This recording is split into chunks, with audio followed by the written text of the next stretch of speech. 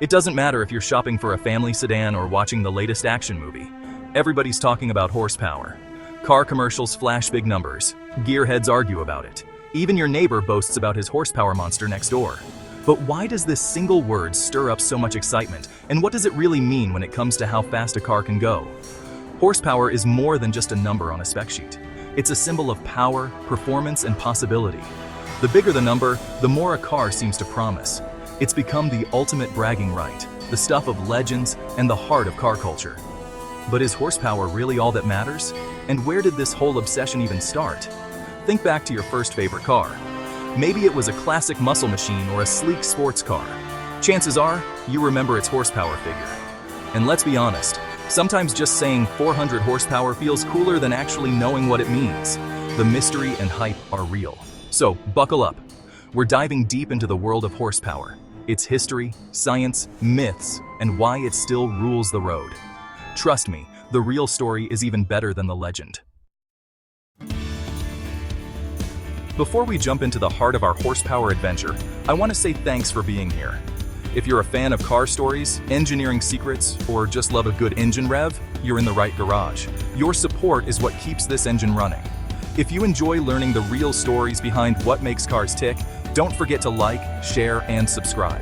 It helps bring these tales from the shop floor to your screen, and it lets me know you want more. Got a friend who's always arguing about horsepower? Share this with them and settle the debate once and for all.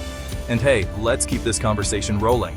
Drop your own horsepower stories, questions, or dream cars in the comments. Who knows, your question could fuel the next big episode. Ready to find out why horsepower has been the king of car talk for centuries?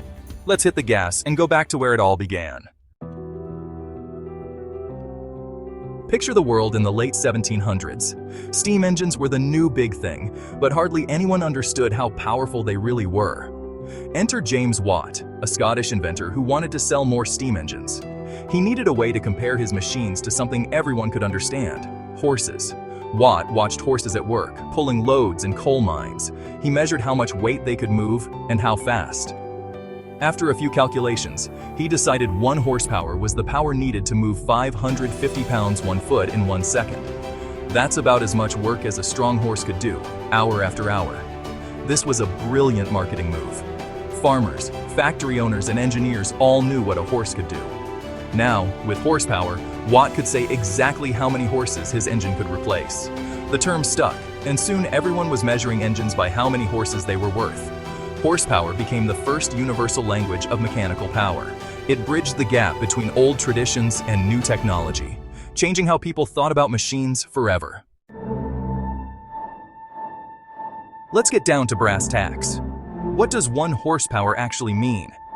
In simple terms, it's a way to measure how much work an engine can do over time. Imagine you're lifting a big bucket of water using a rope. The faster you lift it, the more power you use. That's horsepower in action. To break it down, work is moving something with force. Power is how quickly you can do that work. If you move a heavy box across the garage in 1 minute, you've done the same work as moving it in 10 minutes. But if you do it faster, you're using more power, more horsepower. Now, torque is different. It's the twisting force your engine delivers, like turning a wrench. Horsepower is how quickly that twisting force actually gets things moving. You need both to drive a car, but they play different roles. Torque gets you off the line. Horsepower keeps you flying down the highway. Think of it like this. Torque is the muscle. Horsepower is the stamina. Both matter, but for different reasons. And understanding the difference is key to really appreciating what makes a car fast or fun.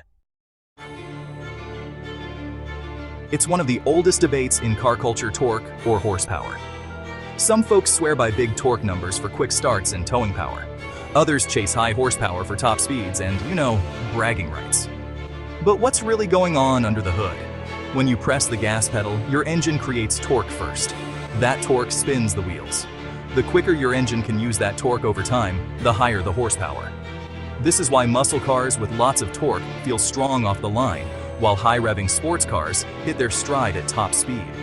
For example, a diesel truck might have massive torque but moderate horsepower. That's why it can tow a trailer up a mountain with ease. Meanwhile, a sports bike might have less torque but super high horsepower, letting it scream down the highway at 150 miles per hour. In real driving, You want the right balance.